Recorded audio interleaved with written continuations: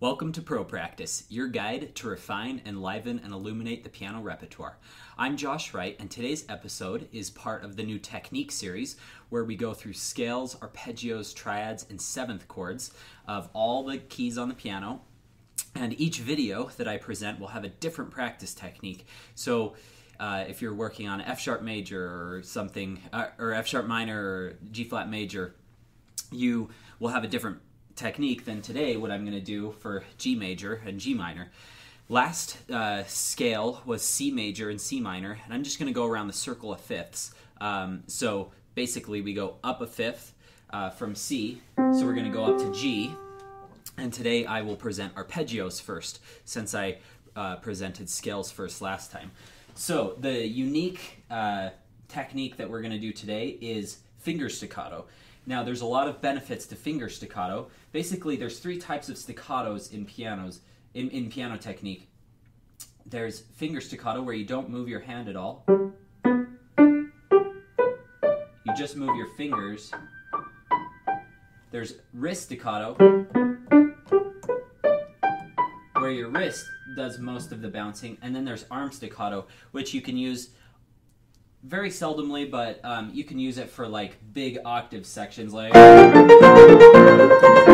know, if you're playing Liszt Hungarian Rhapsody, you basically lock this, not lock in a bad way, but you just keep it stable, and then you get most of your power from the elbow. So those are the three types of staccatos. Today we're going to focus on just finger staccato, okay? So let's just try G major, and I still want you to think about what we talked about in C major, the C major video, about kind of letting your hand be like a squid as you do this. I don't want you to be jumping from positions because that will set you up for failure. So, see, and you can probably see it better on the overhead camera up here, but you can see how my wrist kind of comes around like that. And what you're thinking of is like you're plucking a guitar string, and you want to be thinking, you want to have like a point of like grippiness, like if you think of like you're holding a tennis racket or something, you can feel the grip of it, or a golf club. You want to be able to kind of grip it and then let go. It's not like this sliding off wimpy thing. So you really grip it and pull back. Okay, let's do it again. Let's do 4 full octaves. Okay, 1, 2, 3 is your fingering. G, B, D are your notes.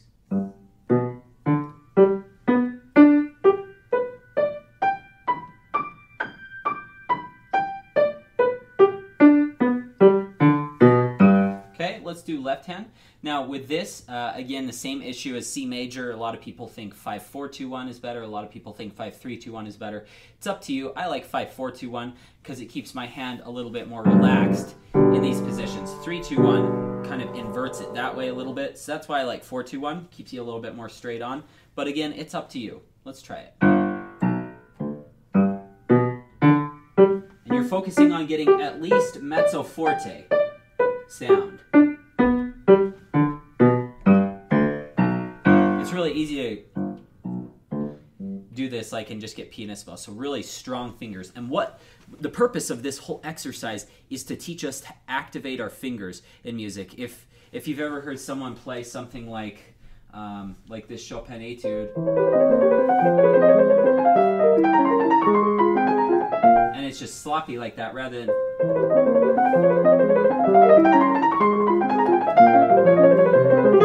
finger staccato is a great place to start because it gets your fingers moving extra, so when you minimize that motion, they're still active rather than being lazy. Okay, let's try hands together.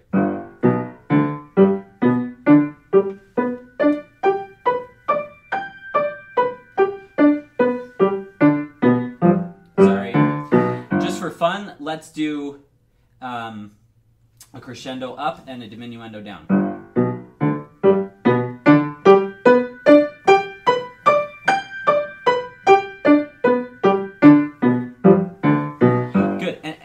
One thing that you want to remember is your forte staccatos are just as short as your piano staccatos. A lot of people,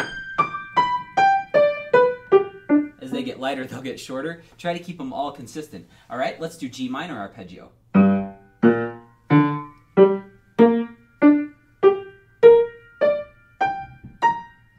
we just, for arpeggios in minor, all we do is we lower the third a half step. So G, B, D to G, B flat, D. Okay, this might be beginning stuff for some of you. This might be common knowledge, but it's always good to review, and if anything, it'll help you prepare to know how to teach. I've noticed that teaching is an art form unto itself. You could be a great player but have no idea how to teach, and vice versa. I've seen a lot of wonderful professors that really aren't the greatest performers. And I want to help you through this series. Mostly, obviously, it's for your own personal performance, but if you're a teacher and you're wanting to learn different teaching techniques, these can really help your students as well. I've noticed them help my students a lot, and they've been given to me in my own lessons before in various situations. So let's try left hand now. And you know what? Let's see. Yeah, I still like 5-4-2-1 in the left hand.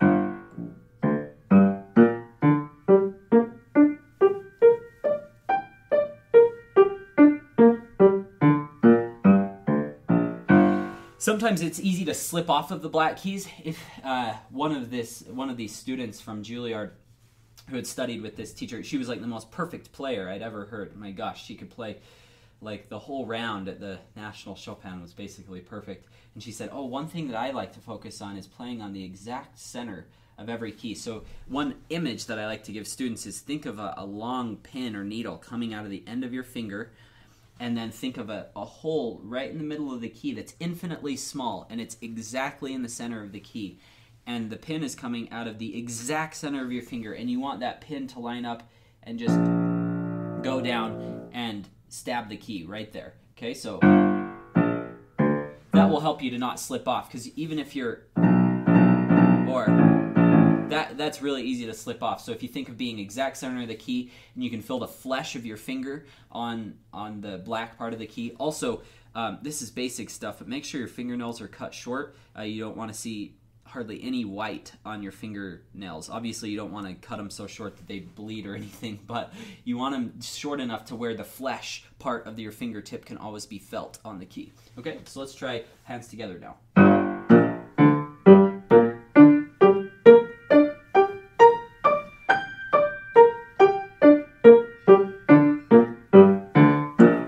Okay, now let's just try them smooth. Again, these are practice techniques, and now let's try this, the arpeggio smooth. What I'm thinking of is relaxed back. I've got an S curve in my back, so my back is a little bit curved right here, so I have good posture, but relaxed. I don't want you to be like sitting like that. Shoulders down, arms hanging loosely.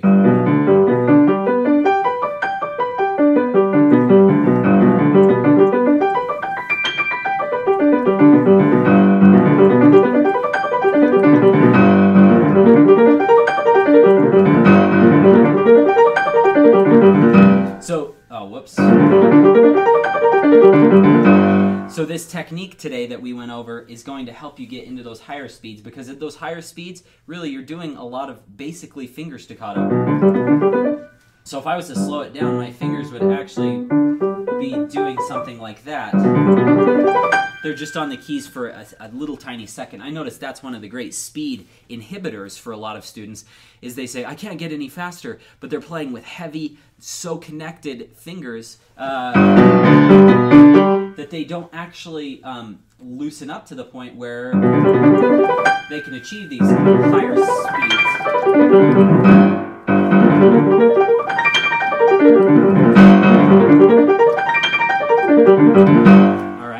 So, and you don't even need that kind of speed right there for most any piece. The only thing I can think of is like maybe ocean etude, but that's a totally different type of octave or arpeggio technique. All right. Okay, let's move on. Let's go to scales. All right, so let's go over our fingering first of all. So G major, we always, like I mentioned in the C major video, always look for where your fourth finger comes. Scales are linear, so the pattern is always going to be either 1, 2, 3, or 1, 2, 3, 4 at some point in the scale. If you're starting like in B flat major, for instance, you have this one, and then it goes 1, 2, 3, 1, 2, 3, 4, 1, 2, 3, 1, 2, 3, 4. So you might not start on 1 every single scale, But it's always going to boil down to some place in the scale being 1, 2, 3, 1, 2, 3, 4, 1, 2, 3. And if you can figure out where that pattern is, makes your life a whole lot easier. So this one's easy. It just goes 1, 2, 3, 1, 2, 3, 4. And so 4 is on F sharp. Just a little bit of theory for you. If you think of your circle of fifths, we're going to be going around the circle of fifths like I had mentioned. So you go, I got to think inversely here because I'm talking to the camera. So C major is up here. If you go 1 over to the right, that's G major. Okay, so because it's a fifth above, G has 1 sharp. If you go over 1 more click, a fifth up from G is what? Okay, it's D. All right, that has 2 sharps. D major has 2 sharps. If you go down 1, that's A. That's a fifth up from D. That has 3 sharps. And so each side of the circle of fifths goes 1. It's like a clock. 1 sharp, 1 flat. 2 sharps, 2 flats. 3 sharps, 3 flats. And so if you wanted to go this way, you don't go up a fifth this way, obviously. You go down a fourth this way. Or, sorry, down a fifth this way or up a fourth. So if you wanted to go to the left side of the circle of fifths, it would go C, F, B flat, E flat, and it would go 1 flat for F major, 2 flats for B flat major, 3 flats for E flat major. It's very easy. You can just Google circle of fifths PDF and it will come right up and you can see that. But I just wanted to introduce that to you in case you were unfamiliar. All right, so let's go through this and let's try finger staccato going up. Okay, now you want to be careful not to flex your hands. Okay, you could probably very easily already incorporate this technique. It's not hard to do finger staccato, but there's pointers along the way that I want to give you, and this is another one of them. Is don't be flexing these fingers as you go. I don't want to see that coming up like that. So 4's on F sharps. 4, 4, 4, 4, 4. Okay? Where are the 4s in the left hand for G major? Okay, they're on A. 4, 4, 4, 4, 4. And just to reinforce, why do we focus on 4s? Because they only come once per octave. All of your other fingers except 5s, because those only come once per entire scale. All the other fingers, 1, 2, and 3, they come twice per octave. 4s only come once. So if you know where the 4 is, basically the rest of the fingering just manifests itself to you. It's just very easy.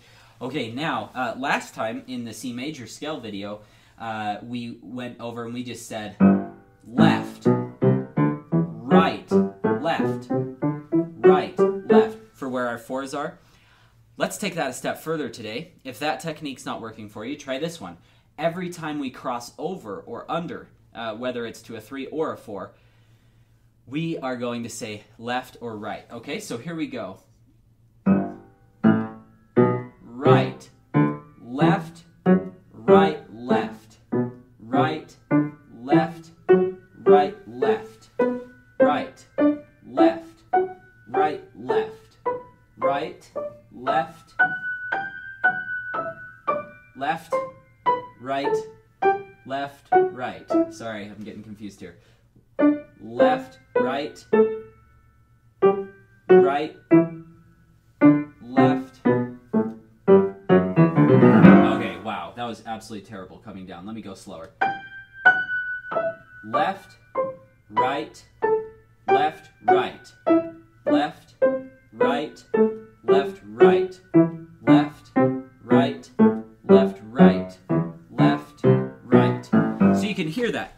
Right, left, or left, right. You can feel that. So that can sometimes help students. Sometimes that confuses you more. If it's confusing you more, don't worry about it. Okay, so let's keep going, and let's talk about G minor. Okay, I already explained in the first video the difference between natural, harmonic, and melodic minors. Okay, so just to review, G minor has 2 flats. Okay, so G, there would be B flat and E flat.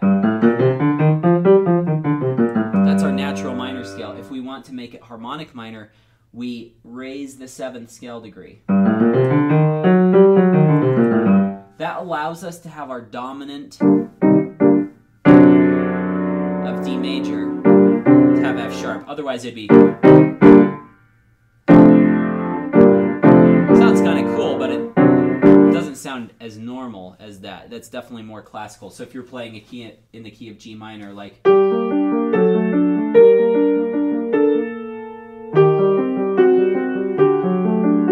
know, you have those F sharps, it wouldn't go...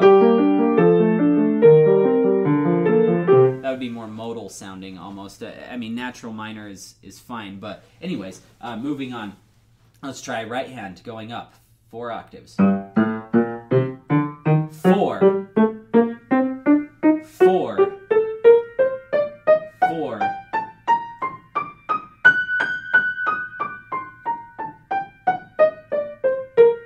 Let's get louder as we come down. Okay, let's try left hand. We're going to start loud, get soft, and then get back loud. Okay, so softer going up, louder coming down.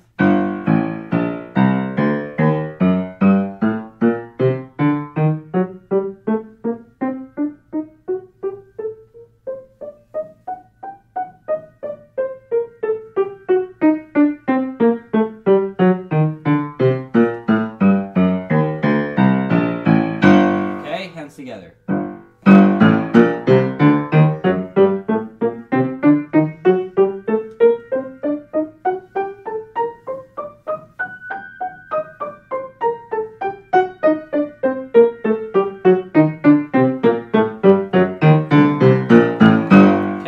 Now let's try our scales smoothly.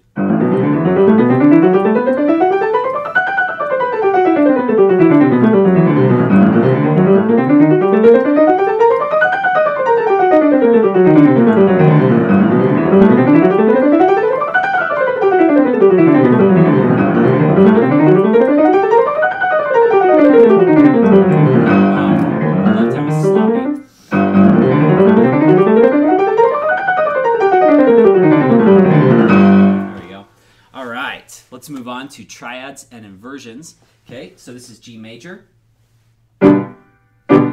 Okay, so we have G, B, D, and again, fingering is 5-3-1, 5-2-1, 5-3-1, 5-3-1 for the right hand. So the first inversion of the right hand, 5-2-1. I'd recommend downloading the C major video because I go over this extensively, and I'm not going to in every single video because it'll be too repetitive. Okay, for left hand, 5-3-1, 5-3-1, 5-2-1, 5-3-1. Okay, here we go. And we're going to start doing finger staccato. This is going to help you get nice structure, but free hands. If you haven't seen my free hands video, it's free. It's on Josh Wright Piano TV on my YouTube channel. It's on my website. Free hands is what it's called. And what you're going to do is you're going to release into a neutral position. You're doing finger staccato, so it's the same thing as today. Okay, let's go to minor. How do we get to minor? We drop that. If you need to do this hands alone first, totally normal. Okay, so I'm just doing hands together just to keep everything concise today. Okay, so here we go. That's G, B flat, and D. If you want to go to diminished, G, B flat, D flat, because we we lower the 5th from minor to get to diminished. Augmented, slide back to major and raise the 5th. A lot of people would say, oh, that's G, B, E flat. It's not E flat, it's D sharp. It's important that you do that because you always have to manipulate the tones from the original major triad. So G, B, D, you can't suddenly change it to E flat because E is not in the original triad. Okay, so that's why it's D sharp. That's something that confuses a lot of students. Even in college, they think, why is that not E flat? Why is it D sharp? Well, because you're manipulating from the original tones of G, B, and D. Okay? All right, here we go. Sorry. Okay, let's go through all of them.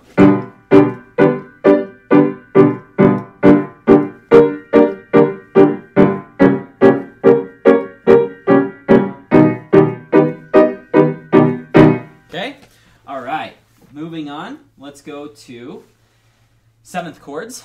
All right, so if you recall from the C major video, you take your triad, major triad, and you go up an octave. So that's a triad and an octave, then you step down a half step. So G, B, D, F sharp.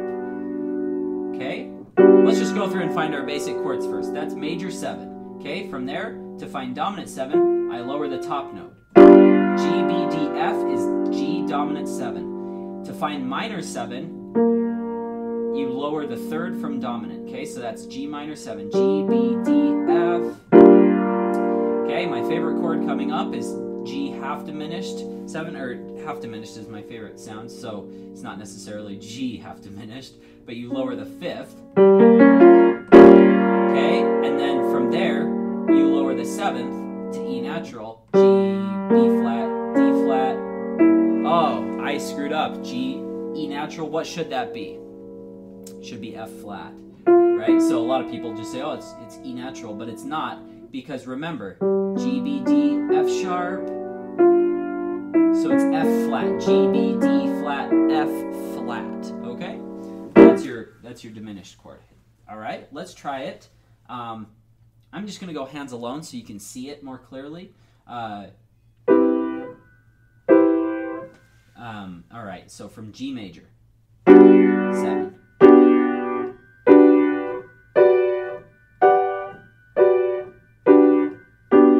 Again, to find these, I'm just putting my bottom note on top, bottom note on top, bottom note on top. Okay, here we go.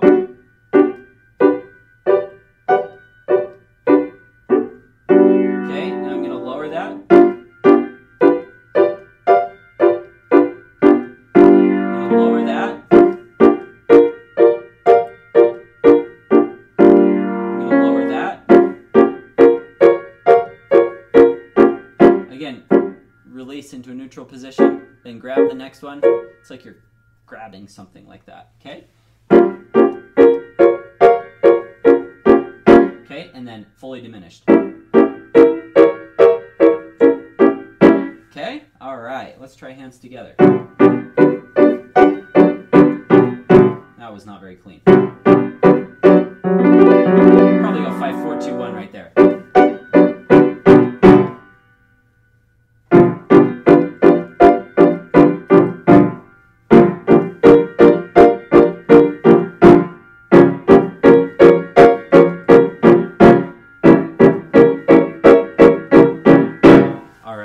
Cool. Let's review everything we did today. Okay, we just started with 7th chords. Let's go back over triads.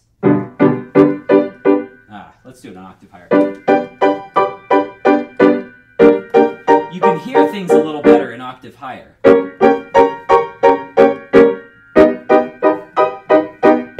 Okay, those are our triads and inversions. Then we did scales.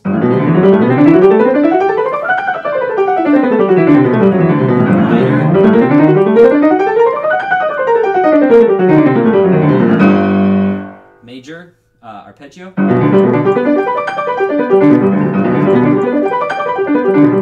Minor.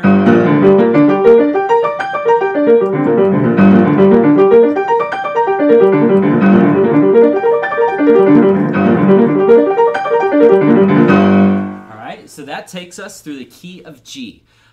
We've covered our 7th chords, triads, arpeggios, and scales.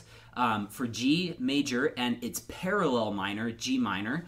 Okay, if any of you have any questions, my email is josh@joshwrightpiano.com. Thank you so much for your support of Pro Practice.